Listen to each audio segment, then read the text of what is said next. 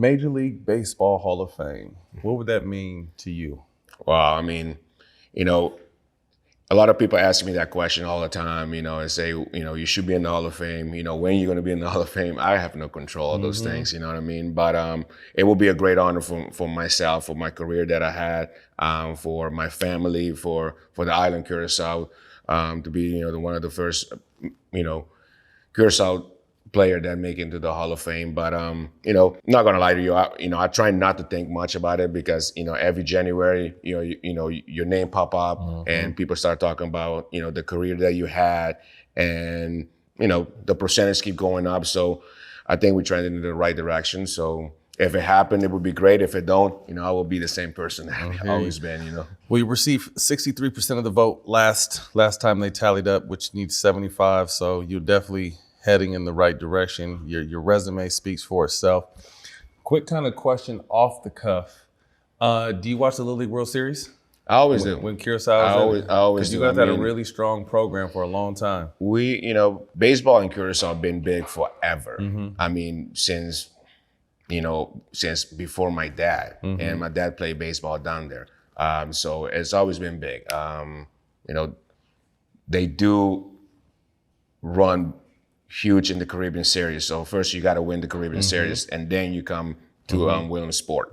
So you got to go to between a lot of good tough competitions. Like you're gonna Puerto Rico's. You have all these other islands down there that you have to play against to get to the Little League World Series. But the program is big down there, and the program is big all around the world because you can see everybody from all over the place, like Japan, Korea. I mean, it's amazing. It's a big program, and all we want to do is continue to grow it and get more kids to trying to get chase their dream that they want to do. Yeah, that's my guilty pleasure, man. As a 45-year-old old ass man, I love watching the Little League World Series. That shit is so dope to me. So, paint the picture of your upbringing in Curacao. Growing down there, all I want to do is probably, just be a kid. Be honest with you. As a little boy, at 6-year-old, you watch baseball on TV. You be like, hey, I want to play baseball on TV. You're not thinking that you want to be a professional baseball player. So we get a lot of baseball from South America, like the Winter Ball League, then from Venezuela. So I see a lot of Latin American players play.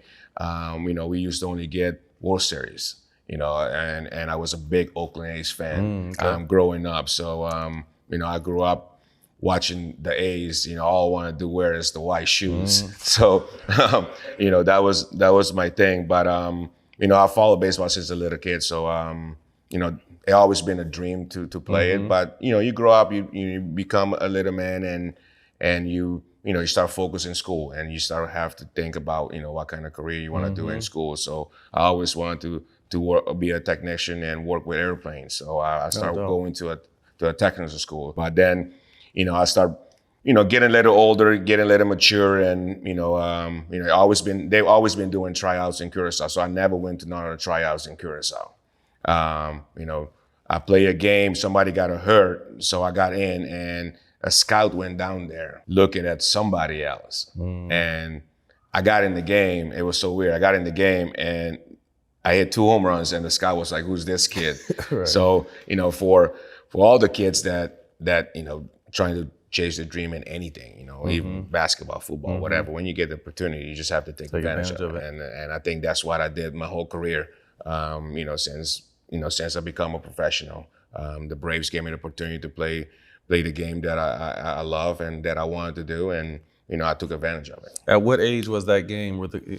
I was 13. So 13, is that when it kind of became more realistic that this could possibly be something I can? Yes, at 13, I was like, all right, so I think I can do this. And then, the scouts start knocking on the door and say, hey, we're going to bring a bigger scout to watch you practice. And then it's like 14, then, you start thinking, okay, maybe I got a chance, So you start preparation yourself a little bit more, but still is school involved. So you have to still go to school and stuff like that. But at 16, I made a big decision with my parents, and, my dad told me this, I'll never forget this. He said, there's no way back home. So this is the one way. and even not saying don't come back home to the house, right. but it was just a one way to this because Gotta go. you're not finished school. I mean, you're making this your career, so it's one way. So you just don't look back.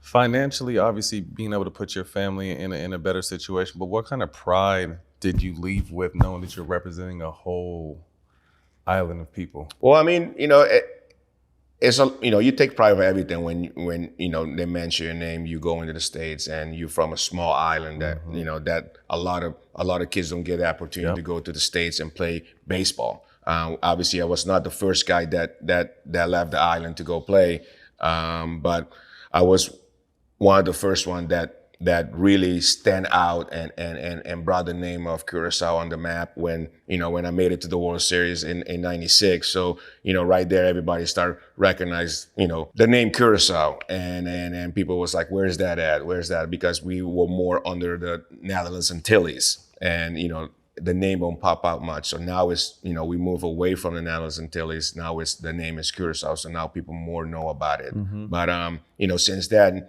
I started growing and, we start seeing a lot of kids, want to do the same thing you do. Yep. And now, for population wise, we probably have the most most Major League Baseball player as population wise, more than Dominican Republic. More Dominican Republic have, I don't know, 100 million people, but for the population that we have on the island, we got more Major League Baseball players. Yeah, I love it. What did that do for your family financially? I didn't grow up, in a bad situation. My dad had a great job. We didn't grow up, hurting on a lot of stuff. But we weren't rich. Right. But I didn't get a big signing bonus. I just took what they gave me because this is what I wanted to chase. And I think my dad was a big part of it because he when he find out somebody else that I signed the same time have more money than I got, he was pissed about it.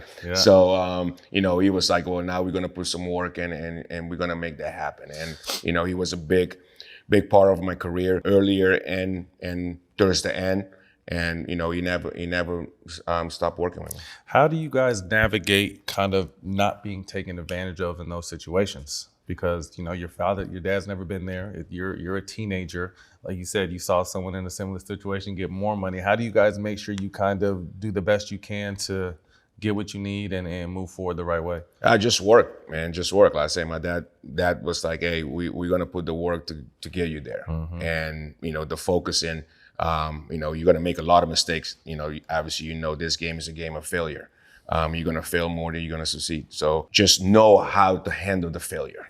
I think that's the most important thing of, anybody's career, how to handle the failure. If you know how to handle failure, you're going to be all right. But if you don't know, you're going to keep digging yourself deeper and deeper and you're not going to come out of it. So I think those are things that, we work on. I mean, obviously everybody have the talent. Everybody have the physicality. Some have more than other. But, if you work at it, you're going to be at the top. But the most thing is more mental than anything. Absolutely. When you hear greats like Willie Mays and Roberto Clemente and hear that those are the only two outfielders that have more gold gloves than you, when you kind of sit back and look at what you accomplished, do you allow yourself to kind of pat yourself on the back because you were a bad motherfucker out there? In the moment, you can't really do it. But when you sit back now and look and see what you accomplished. Yeah, I took a lot of pride on my defense. I wanted to be the best, for real. Every time when I step on that field, I was going to be the best. And, I was going to do something to help my team win. So I think I carried myself very high on wanted to be the best center fielder. I was never going to be Willie Mays. I was never going to be Roberto Clemente. I was never going to be Ken Griffey. So those guys are their own.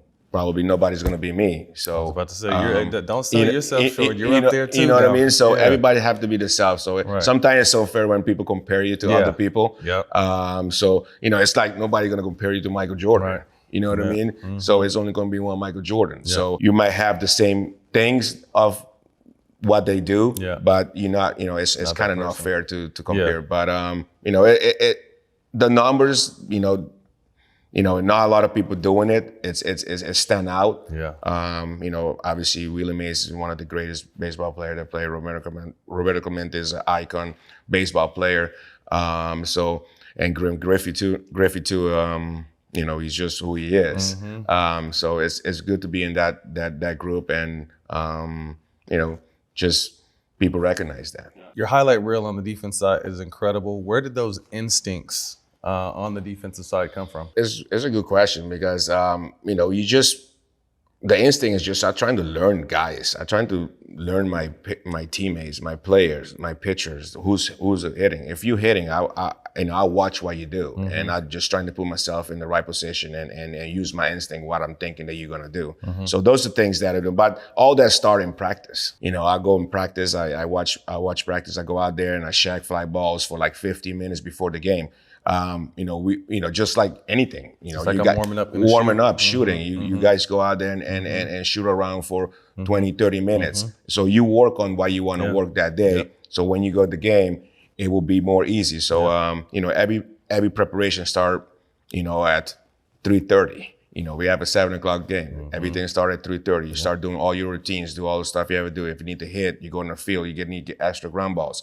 You go out there and shag for 15 minutes. You hit, and then you go in and be ready. When you shag, you're shagging over left and right all the time. So you're getting your legs ready. So when the game is, you only watch one ball. So, all you have to do is just go get that ball. So I think that's all the instincts of the game start for me.